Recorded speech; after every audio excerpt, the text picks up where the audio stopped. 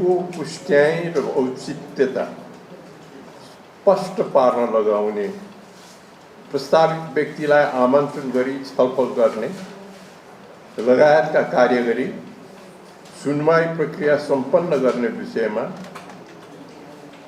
विषयका सम्बन्धमा संसदीय सुनवाई समितिको कार्यविधि 2080 को दफा 15 बमोजिम सचिवालयबाट प्रस्तावित कार्यतालिका परिमार्जन सहित पारित गरिदिनु हुन अनुरोध गर्छु।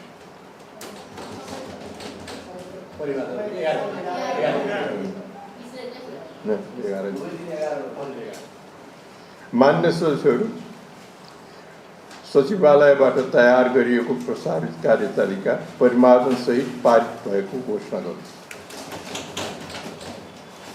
मान्य सदस्यहरू, समितिको आगामी बैठक